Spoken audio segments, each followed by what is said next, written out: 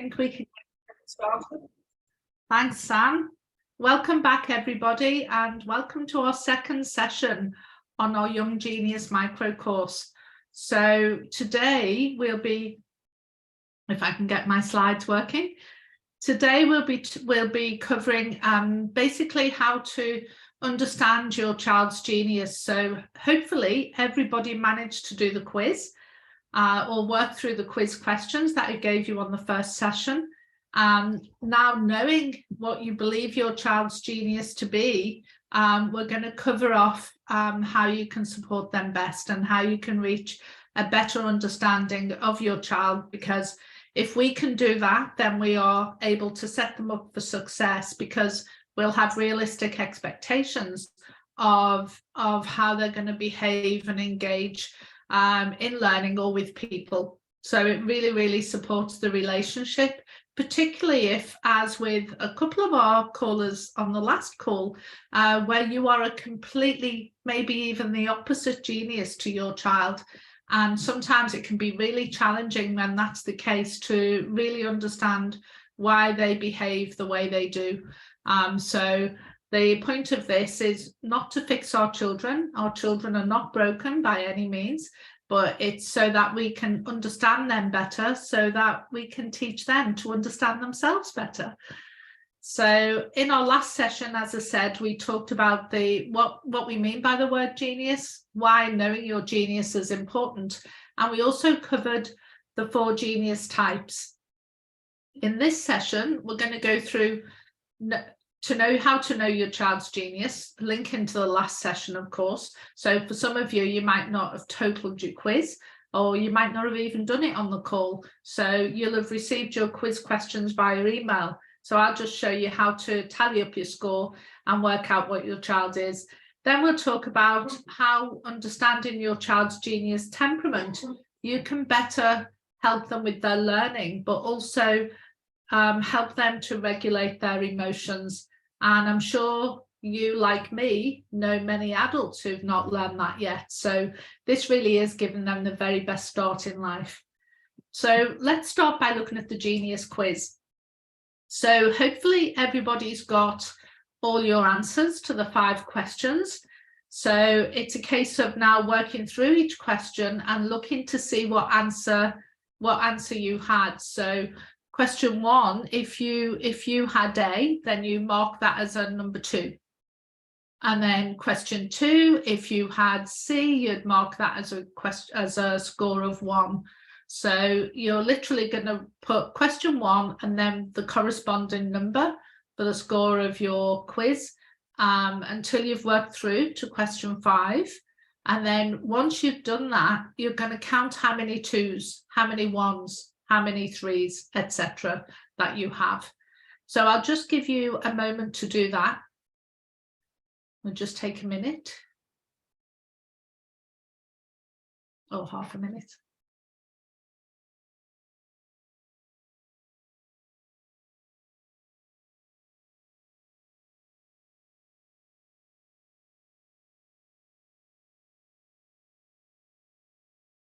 Okay, so by now you should have a number by each question. So now just quickly count up how many number 2s you have or how many number 3s. So if you write down how many of each number you have, you're going to work out which, you might not even have to count them. We're only looking at five numbers, but you're trying to ascertain which number you have the most of. So if you've got 2 3s, or if you've got 4 3s, for example. So if you're mostly 3s, or mostly 2s, or mostly 1s, or mostly 4s, whichever is your most frequent number. And then here are the quiz results. So if you got mostly 1s, then your child is a dynamo genius. If you got mostly 3s, they're tempo, mostly 2s, they're blaze, and mostly 4s, they're steel. So hopefully everybody's managed to tally up those numbers and we're all good on that. I'm going to assume you are and just carry on, and we will have time for Q&A later. So if at the end anybody needs me to go through the questions again, then we've got time to do that, I believe. So we can certainly help you with that. So let's just take another quick look at each of the geniuses and understand how each genius learns best. So if you look at this slide here, you'll see that this is a map of the brain, and essentially we've mapped the different genius types to the different parts of the brain. So the frontal lobe here is our intuitive brain. That's Dynamo. Dynamo are very head in the clouds, very intuitive, really good at coming up with ideas, very enthusiastic, loves to start things, very creative and imaginative in their thinking. And that's because the dominant part of their brain is the frontal lobe. And then we have the opposite, the temporal lobe, which is at the back of our brain. This is the sensory part of the brain, where it's the brain that's closest to all the sensory parts of the brain. And with our senses, the brain has like an order in which it processes things. So the senses actually are what help to keep us alive. And so everything is processed through the sensory part of the brain. And if this is a dominant genius for you, then you are going to be a very sensitive person, very nurturing, very caring, very practical in how you think. And also tempo people like to set the tempo. They like to have, a time and a place. So everything is at a steady pace. And tempo people are really good at forming close relationships with people, more one-on-one relationships or small group relationships, rather than liking to be in big groups with lots going on. Tempo children can also very easily become very overwhelmed, and you might see real behavioral challenges for tempo children if they're in an environment that is too overstimulating for the senses. So it's really good to understand that a tempo child needs to find ways to manage their sensory perception so that they don't become overwhelmed. And it's our role to support them. So then we have the left brain and the right brain. So right brain is extroverted. It's the more creative side of the brain. It's very, very much about people, connecting with people, and being think about the life and soul of the party. Think about the person that is happy being the center of attention, happy with lots going on, loves to socialize, because being extroverted, they get all of their energy from being around other people. So if an extroverted child or person spends too much time on their own, then you'll see their mood tends to drop. They become less motivated, and they don't necessarily feel so good about themselves. So to top up, don't feel so happy, I should say, not about how they feel about themselves. It's about how they manage their well-being. So to keep them energized and give them the best opportunity to shine, they need to be around others. And then we have the opposite, the left brain, more introverted profile, which is steel energy. And they are much more likely to want to spend more time alone than in a group of people. Introverted people doesn't mean they're not sociable at all. Introverted people can be just as sociable as our extroverted children or people. It just means that they can recharge their batteries by spending time alone. So it's quite the opposite to our extroverted people. Left brain introverted people need time alone in order to recharge their batteries. So you can see very, very different in temperament. And so this is why it's really important to understand your child's temperament, because how you support them is very different for each of the four geniuses. And then if we look at how each of the genius types learn, then no surprise from what I've just shared, our dynamo genius are visual learners. So, you'll hear that in their language, you know, could be, let me see, or, oh, I can see that. Oh yeah, that makes sense. You know, it's a case of giving them the ability to visualize the whole big picture, what's happening, big picture thinkers. So you might not have to show them an image, you might have to paint the picture in their minds by giving them the whole pathway, the whole reason why you're asking them to do something, so they can visualize what needs to happen and the part they'll play. For children though, for visual learners, it can be really helpful to have visual prompts of some sort. So if you understand that your child is a visual learner, then when you're explaining something, particularly if it's a very challenging concept, then show them images, draw it out, find different ways that they can visualize and see the information. It could be that you're actually showing them what you need them to do. It could be that you're showing someone else, you're modeling it yourself, or you're getting someone else, like a video of what needs to happen. Or it could be pictures, like process cooking, where you have the pictures of what you need to do next. So that really supports visual learners.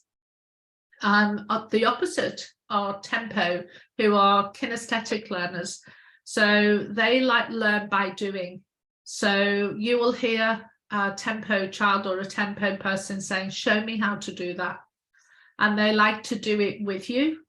So if you've got a child that's learning something new and you want them to really grasp what you're teaching, then the best way to teach them is to work at their pace and do it with them before you do it, before they do it themselves. And that way they'll pick it up so much more quickly. You know, kinesthetic learners, if they're learning, say, challenging maths concepts, then allow them to manipulate objects, to move things around. It really supports them with their learning. Also, sometimes for kinesthetic children, and this applies to all children, remember too, that we've all got the whole brain. None of us have just a left brain or just a right brain. The more areas of the brain you can engage in a learning experience, the more likely you are to remember it. So it's no different to children. But if they're learning something they're really struggling with, then be aware of how they learn best and teach through that. So again, kinesthetic learners learning difficult maths concepts, then allow them to move objects around, allow them to move whilst they're learning as well. It doesn't support kinesthetic learners to be sitting in a classroom and learning from a blackboard or a whiteboard. All children need to move and need to move frequently. So particularly for tempo children who are more active learners, they need to move by doing and at their own pace as well, because they do set the tempo. Remember that their brain is taking in all of this sensory input. So it's taking in such a lot of information at once. So we need to give them the time and the space to be able to learn and engage in that learning experience. And then we've got the Blaze, who are more verbal linguistic learners. So again, Blaze children, being more extroverted, love being around people. They love to be talking. You know, they're the ones that are going to be doing most of the talking and making the most noise, most likely, because it supports their learning for them to be able to do that. So for a Blaze child to learn something, take your time and explain it to them. So introduce as much descriptive language as you can, and they have a natural ability linguistically, so it's a really good idea to support that with introducing more language and also giving them many opportunities to talk, to explain things themselves. You know, tell them, show them, and ask them to explain it to you. Get them to teach other children, because Blaze children learn really well by being able to teach others and explain to others, or be able to talk things through with you. So they don't, it can be very disabling for Blaze children to have to sit still and be quiet, because they learn by verbalizing what they're learning. And then the opposite is the more logical STEEL energy children. They are our little researchers. They like to work away on their own. They think in a very logical and analytical way. They think in detail. So the more detail you can give them and the more time you can give them to process and work it out for themselves, the better. They do very well in traditional schooling situations as they get older because of their way of thinking, because they like to learn on their own. They like to observe. They're very scientific in how they think. They like to observe what's happening, take in all the information to know what to expect. They don't like to be put on the spot at all. It can be, it can actually put them in a fight or flight situation, and it can really stop the learning process. So it's better to allow the STEEL energy children to learn at their own pace, but to build their font of knowledge before we ask them to, before we put them on the spot or expect them to participate. They will participate when they feel they have enough knowledge about what to expect or what to do. They will participate when they're ready. And very often they'll surprise you because they've been the quieter students working in the background, and then suddenly they come with all this knowledge and wisdom because they've really thought it through in a highly detailed way. So that's a very quick overview of how all the different geniuses learn, and you can see it's very, very different. So this is why it's really, really important to personalize learning experiences for children. And most of us know this now, and most early childhood providers and most schools are realizing that this is so important. But this Genius Energies gives you a really simple way of being able to understand your child best and to more personalize the learning and the actual experiences they have to set them up for success. So I can see, Olivier, they are the true knowledge geniuses of the world. And you're talking about SteelWare. Yes, that's absolutely true. They so are. And every one of them has a natural question, right? So the Dynamo geniuses, their natural question is what? What can I do now? What can I do next? Because they're dynamic. They think very quickly. They think on their feet, and they're very busy and being very creative and imaginative. They really like to they're very task focused, so they like to be kept busy with lots of interesting things to do. The Tempo energy child, their natural question is when and where. So I'm going to do this with you. When are we going to do it? Where shall we do that? So that supports them. If they know when and where and they can set the tempo, then that supports them to manage their energy.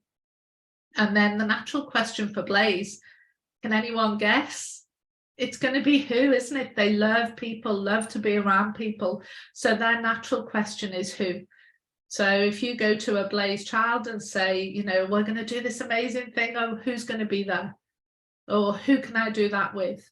And they will care a lot about what their friends think and who they're going to be playing with. It could be very stressful for a Blaze child to think that somebody's not their friend, for example, because it really matters to them, their relationships. Matters to all children. Again, we all have a whole brain, but it's just to be aware that this particular genius might struggle a bit more and need more support with that. And the STEEL logical thinkers, their natural question is how, of course. So how are we going to do that? How does that work? And if you listen to your child, you know now what their genius is. If you listen to their language, you'll pick up that they are actually asking these questions more than others. So let me just go to the next slide, and we'll look at the different learning styles of the geniuses in a quick overview of them. So for Dynamo geniuses, they're visual learners. So always give them the big picture. Give them the reason why. It's important to give all children the reason why, but if you can give the Dynamo genius children the big picture, and how what you're asking them to do or to learn fits into that big picture, then they're going to be more motivated to do it. And giving them visual prompts, that supports them a lot, and videos and demonstrations, so they can observe what's happening and they're happy to jump in both feet first. You know, the genius that won't read instructions, they'll just see how, they look at a picture and say, oh, I can see how that fits, now I'm going to go ahead and try it. All of them, as you'll hear, are absolute amazing skills. You know, everybody is so different, and I just love that. That's part of the beauty of being human, I think.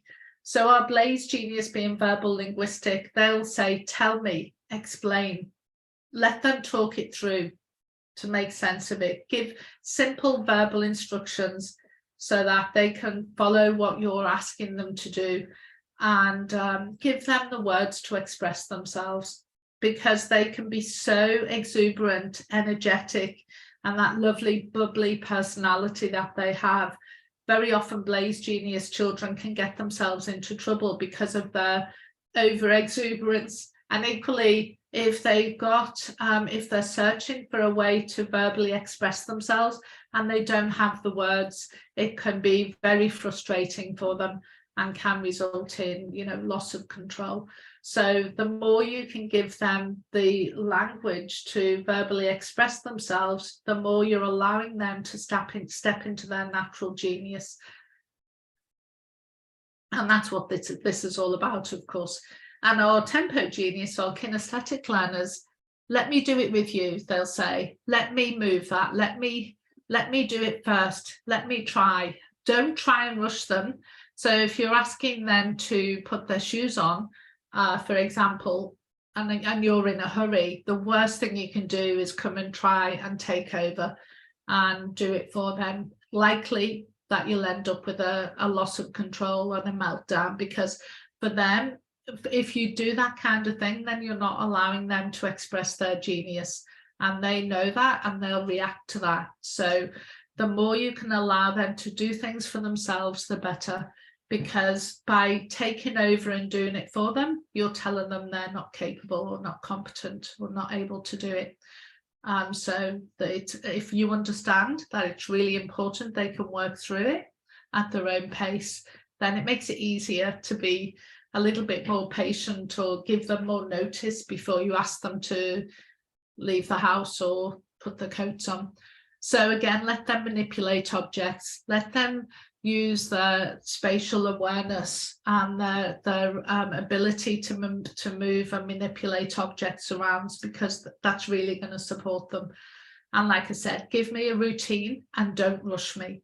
They really appreciate having that very supportive tempo to work at their own pace. And you'll find that if you can allow them to do that, they'll be the most supportive, helpful, and I guess compliant of children, because they want to make people happy and they've got such a beautiful, gentle energy. And then the Steel genius, being logical and analytical, they need plenty of time to build relationships, because they struggle in large groups of people and busy situations. So again, don't rush them. Give them the knowledge. Remember, their favorite question is how. So the more you can prepare them in advance, the more knowledge you can give them about how something's going to work, then the better they're going to be set up for success. So we were talking on our last session about a Blaze genius child struggling in, say, a busy playgroup situation. So if you can prepare that child well in advance by telling them what to expect, like, you know, we'll walk there, we'll get there before everyone else arrives, this person, that person, the other person's going to be there, this is what we're going to do, and you're giving them the knowledge so they can start to, you know, use their logic to prepare themselves for what's going to happen. And don't expect too much of them, because they can be more introverted. They can become overwhelmed if it gets too busy and there's too much going on.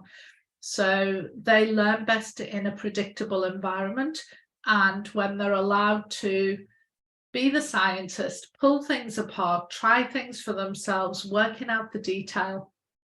So be really specific with the Steel Genius child about what's expected, because they don't necessarily want the big picture. They want to know what we need now and how that's going to happen. And so they'll, they want to know how to do this, how to behave. So give them more of what's expected, the rules and structure. Play fair. If you, Steel Genius children or people are very black and white. So it's really important that you play fair, because if they feel that you've been unjust towards them, then that's going to really upset them, because they know.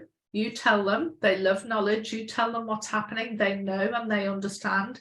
So you need to make sure you stick to your commitments. And if you don't, then that's really not going to support them at all. And it can result in them becoming quite distressed. And we can all understand that, can't we? So does anyone have any? Please do, if anyone's got any questions, please do put them in chat. I'm happy to just keep an eye on chat and answer them as we go. Olivier mentions that the child on the picture looks like a younger Donna, and that's so true. She does. So Donna is somebody we both know. Yeah. So if we look at the different geniuses, you can see how setting them up for learning success is quite different for each of them. Well, learning about our emotions and developing our social competence is learning. It's as important, if not more so, than gaining knowledge, because to be able to understand what our emotions are telling us is critically important for lifelong success and happiness, because after all, our emotions are our guidance system for life. And we know that our emotions can come in so powerfully and can be so strong and so overwhelming. To support your child to navigate these really powerful emotions is one of the best things you can do for your child. And we'll talk about what that looks like for each of the different genius types. So, but I will start by saying we all know that children act out their feelings. And of course they do, because they don't know much about the world yet. These are very little people with not much in the way of real world experience. And they're still learning about themselves, and they're still trying to make sense of all this sensory input, all this emotional input, and these what appear to be very sometimes unreasonable adults. So they have a lot to cope with.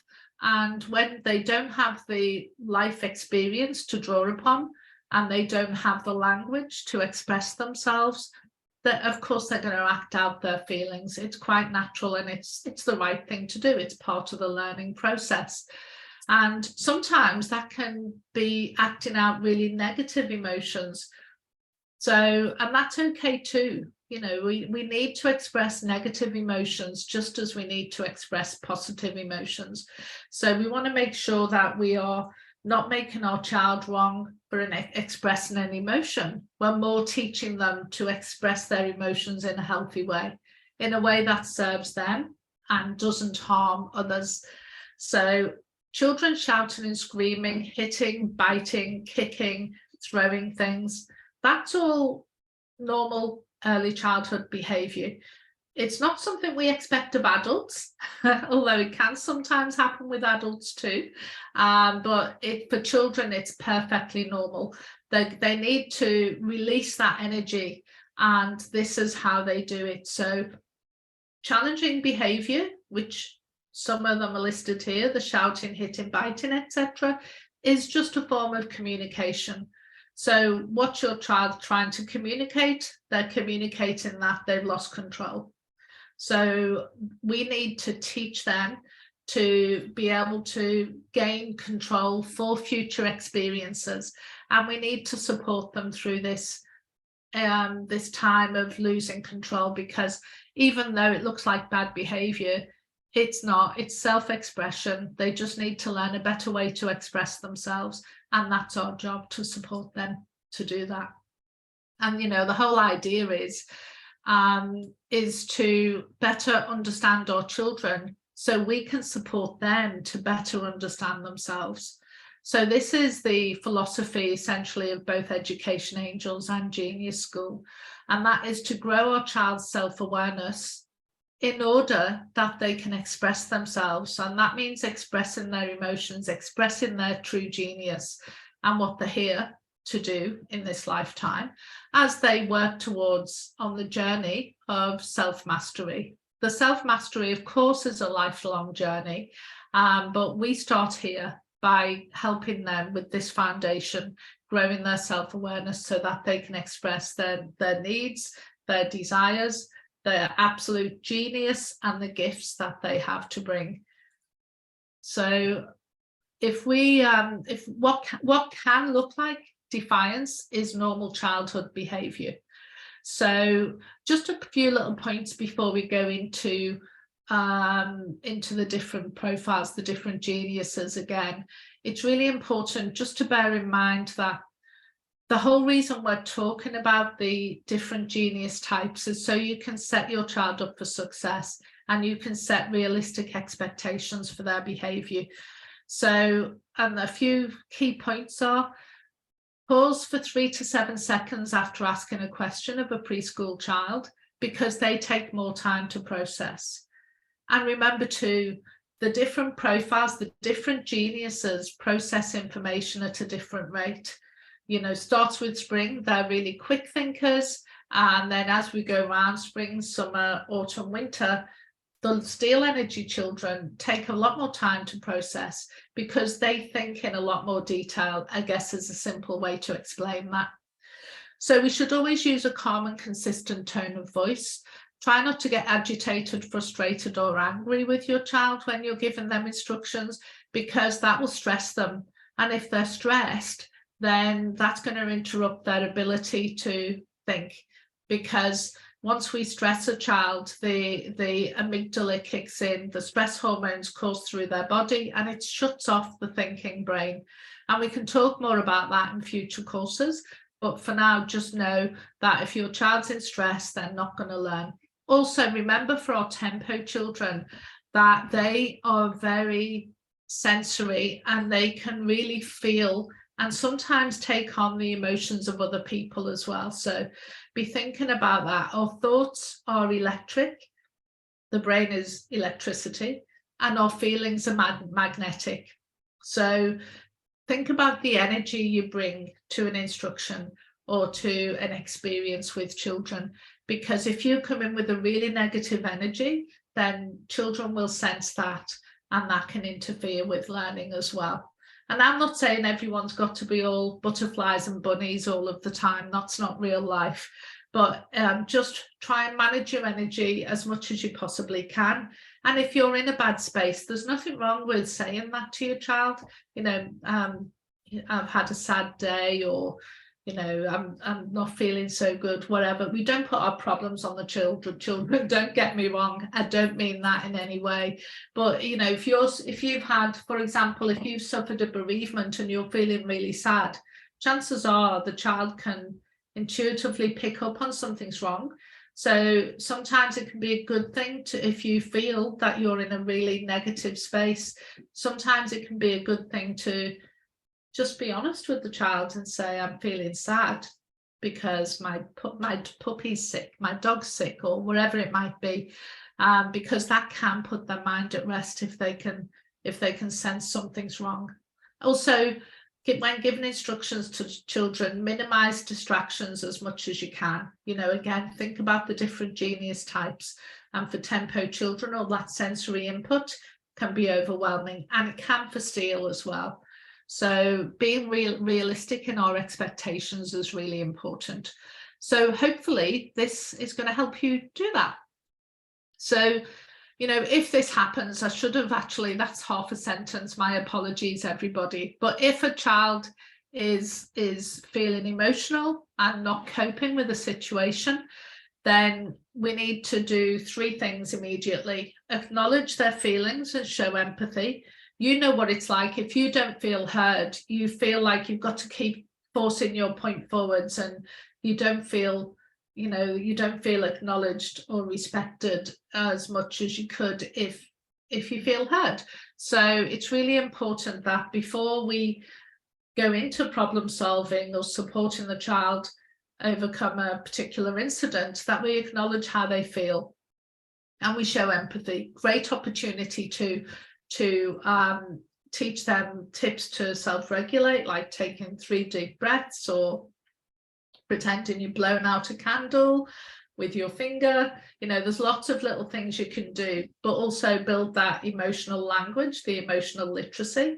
And that's where it comes, name the emotion. So that supports emotional literacy. And then problem solve with your child. So you're building that sense of responsibility, and you're building their ability to solve problems for themselves, because you're not always going to be there. There's going to be a time when they go off to school and you're not around to solve problems with them. So the more you can teach them to problem solve themselves in a safe environment where they've got you to support them, then the better prepared they are for the big world out there. So when looking at the different geniuses and also behavior problems or challenges, I should say, a great way to 4 simple steps really to support children to take responsibility and to manage themselves and to grow their self-awareness. Dynamo Genius do really well if you give them responsibility and you support them in problem solving. Now, remember, I said it before, and I'll just remind you again that we're the whole brain. We all need all of these strategies, but when a child is out of balance or losing control, then it's really good to focus in, well, actually, I know my child's a Dynamo Genius, so this is how I'm going to support my child through this particular challenge. So I'm just going to come back to that slide. So for Dynamo Genius, we want to be asking them, right, how do you think we can solve this problem? Imagine, right, here's an example, that 2 children are fighting over a toy. This is a common example, they both decided they want the same resource and one claims to have got it before the other one. It can be very easy for us as adults to go in and rescue the children, or to solve our own problem, we want to stop the noise, stop the fighting, so I'm going to take it off you. Both of those scenarios do not teach anything.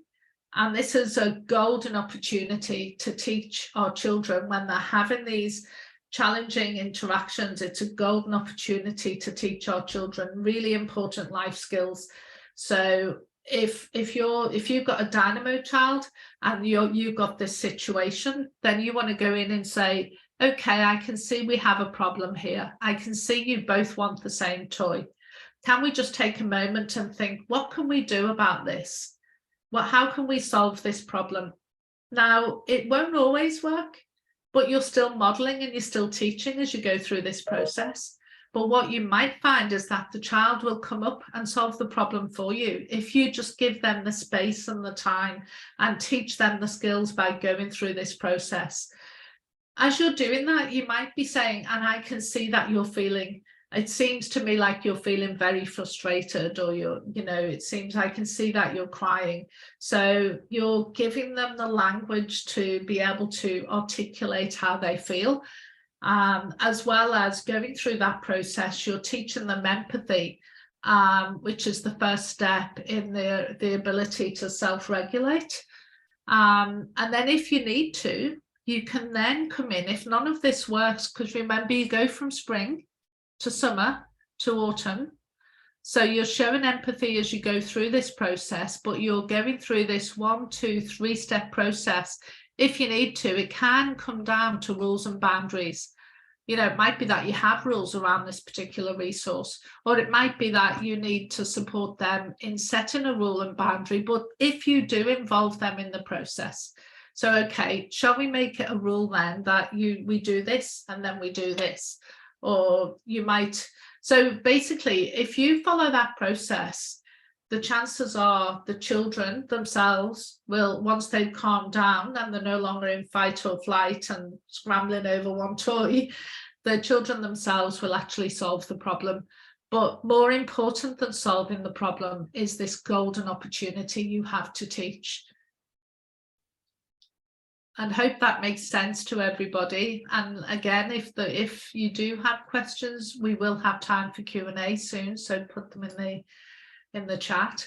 So before we come back to this, because I'll talk about too what to do when it all goes wrong.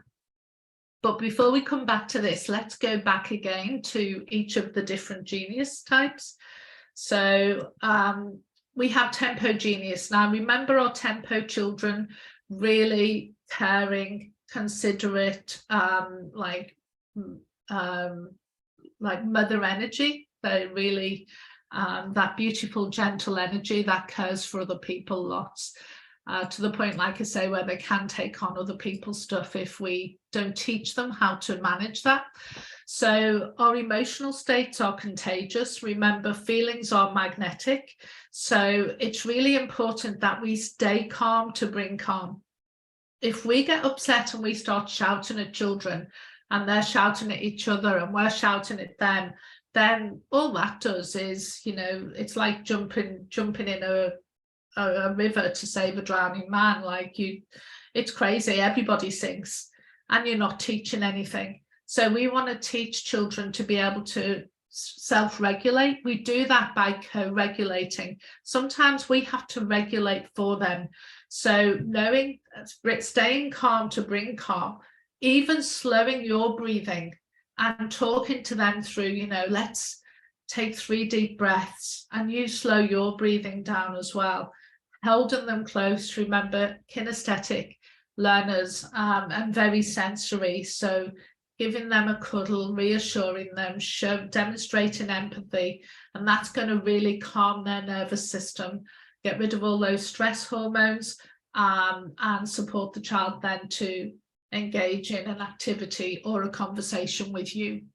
Not worth even talking to them while they're upset or while they're in that frustrated, anxious state, because it's not a learning state at all. So we want to bring them back to calm. We want to get them into a state where they can actually take on information.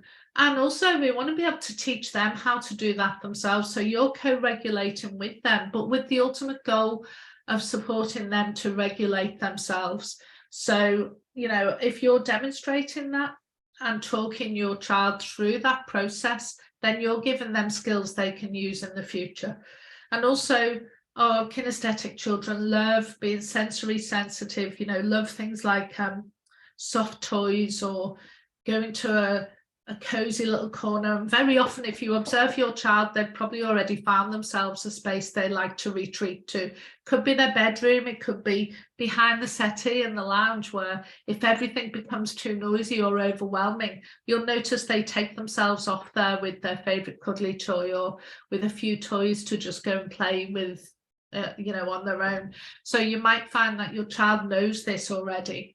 We're just reminding them and modeling it for them. Remember, it's the whole brain, so all children benefit from each of these strategies. But if you understand your child's genius, then you know the go-to is going to be aligned with their natural genius. So for Blaze children, we want to be able to grow their emotional literacy, to be able to support their genius, which is, you know, verbal, linguistic. They are very good at expressing themselves. But we want our Blaze children to express themselves in a way that other people will listen, so they're not being too dominant.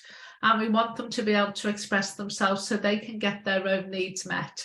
You know, they will express themselves. It's their genius. They're going to do it anyway. But you want them to do it in a way that's positive and in a way that will get other people responding to them in a positive way as well. So increase their vocabulary so they can express their feelings and their desires, and talk about the situation to help them make sense of it. Now, if they have completely lost it and they're having a meltdown, that's not the time to talk to them. Even though it's their genius, they've got all these stress hormones coursing through their body, so they're not in a good learning state. So bring calm, be calm. So stay calm and bring calm, try this strategy first to get them back to a state where they can actually listen. So the more you can talk and converse with our Blaze Genius children, the more it's golden opportunities to grow their emotional literacy and vocabulary. And then we have Steel Energy.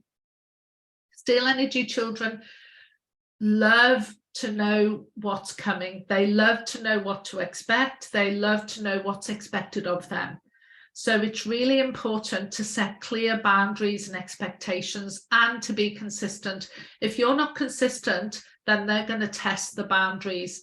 And how do they do that? They do that by supposedly misbehaving, to see how far they can push you, to see what they can get away with. But if the boundaries are clear and expectations are clear and they're consistently applied, then that really supports them. So clearly communicate expectations to Steel Energy children, to all children, but we're talking about Steel right now, because verbal linguistic skills are not their natural genius. So of course they learn them. They're really, really smart. They love knowledge. They love information, but they need supporting in developing their communication skills. So model good communication by being clear yourself. Give them time to process information, because again, they think in logical, analytical ways, and they've got so much to process with all that detail that it's excuse me, it's really important to give them time.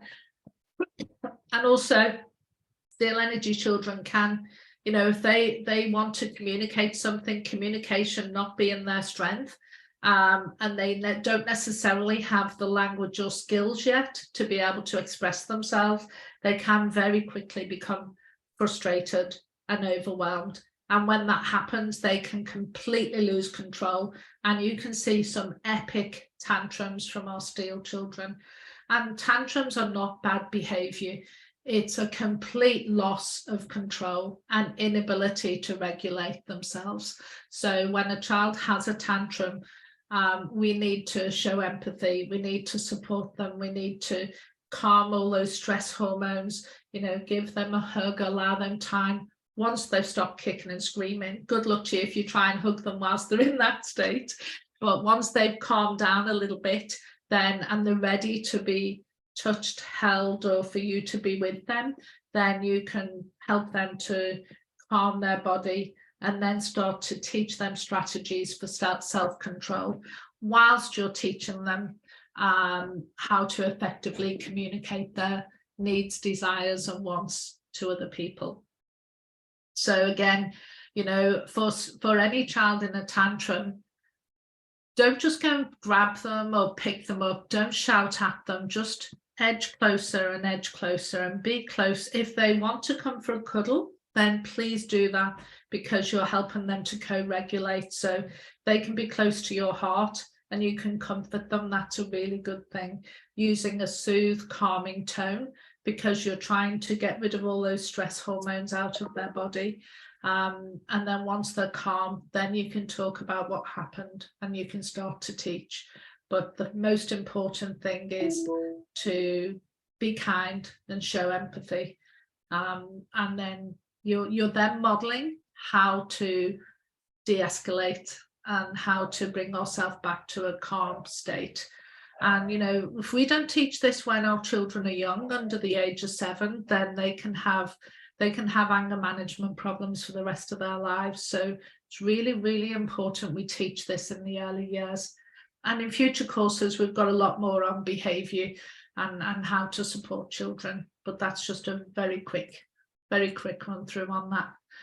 So for Dynamo children, again, they thrive on problem solving. They're creative thinkers and they're quick thinkers, and they love to focus on tasks and solve problems. So tap into that genius, offer them choices, you know, don't tell them what to do. They have a very strong desire for a sense of freedom. And so if you take that sense of freedom away from them, then they can you can put them in a situation where they're feeling frustrated and that you lose them, basically. They won't engage. So the more you can offer them choices, like, you know, if you've got to go out and you're in a hurry and you need to go shopping or do the school run, don't say, go and put your coat on now. Say, which jacket do you want to wear? You're more likely to get a positive response.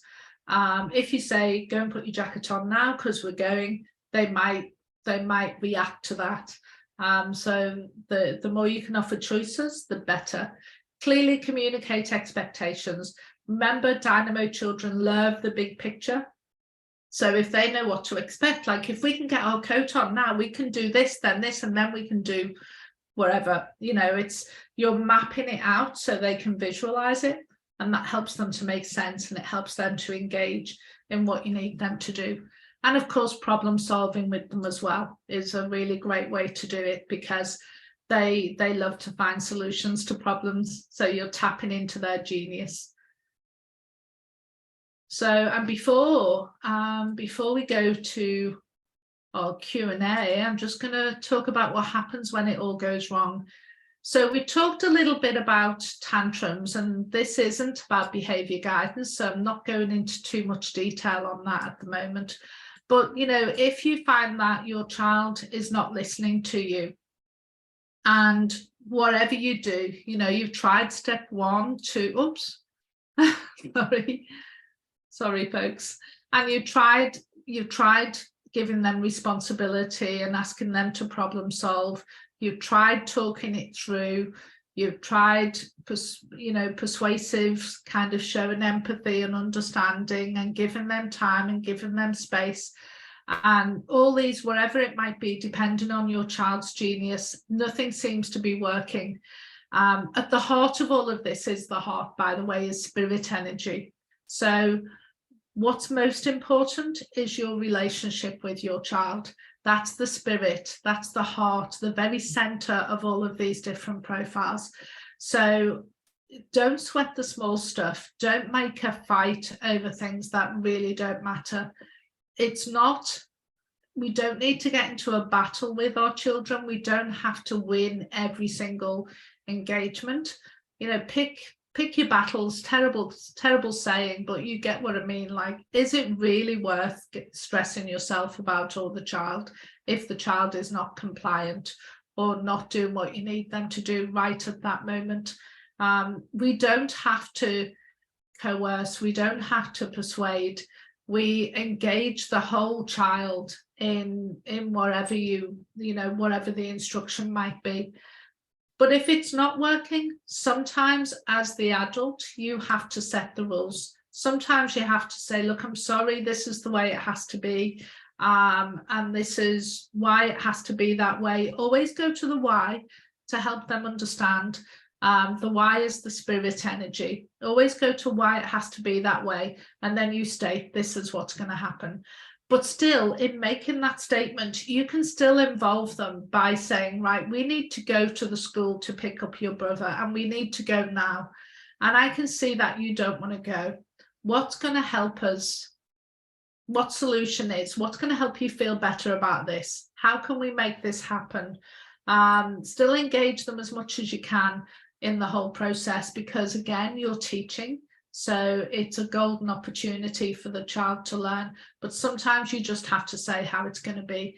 Now, a rule of thumb is, if a child is out of balance, right? So imagine we've got our Blaze child here, and we know their natural genius is being able to talk, explain things, you know, the verbal linguistic learners, they're quite capable of following verbal instructions, but they're just not doing it. Then this is where you rely on your rules and boundaries. The more you can be consistent with your rules and boundaries, the more likely you are to have a child who is happy to do what needs to be done at that time. So this is really important, no matter what the profile is. It's really important that we do all of these 4 things for every child. But when it comes to a Blaze child not doing what they need to do, refer to rules and boundaries. If you're consistent, they'll understand and they'll comply. Again, for our Dynamo children, you know, ask them to be part of this problem solving. situation and give them responsibility. Sometimes holding them responsible means they have to do things they don't want to do. So the way to handle that is show empathy, support them in getting through the frustration of what they've got to do, but there's no question they have to do it. And of course, give them the time to do that as well. So if you go to the opposite strategy, it will normally bear positive results when you're supporting your child to do what you expect them to do behavior-wise. So that's a very quick overview. It's not a behavior course. Again, we will be doing some of them going forwards, but it's just to support you in understanding how your child learns best and what strategies your child is more likely to respond to in a positive way. So do we have any questions? I think we've got just a few minutes for questions and answers if anybody has questions.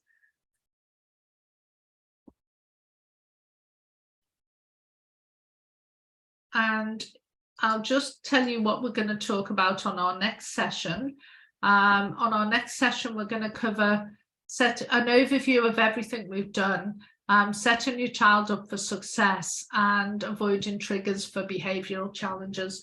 So setting them up for learning success as well as behavioural too, social and emotional. And then it'll be an open Q&A session as well. So hopefully everybody's done their quiz and knows the genius of their child. If anybody's got any questions on that as well, happy to answer them.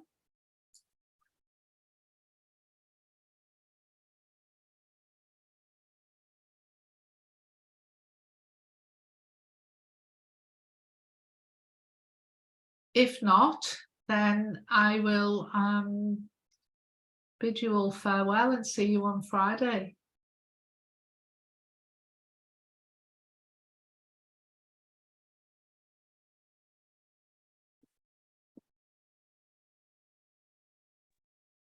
You're very welcome, everybody. Thank you for participating. I'm just responding to the thanks in chat. Yeah, I hope it's been helpful.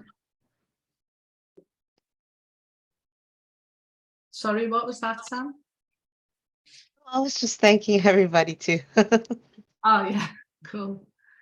All right, then, I shall see you on Friday. Thank you. See you on Friday. See you Friday. Bye, everyone.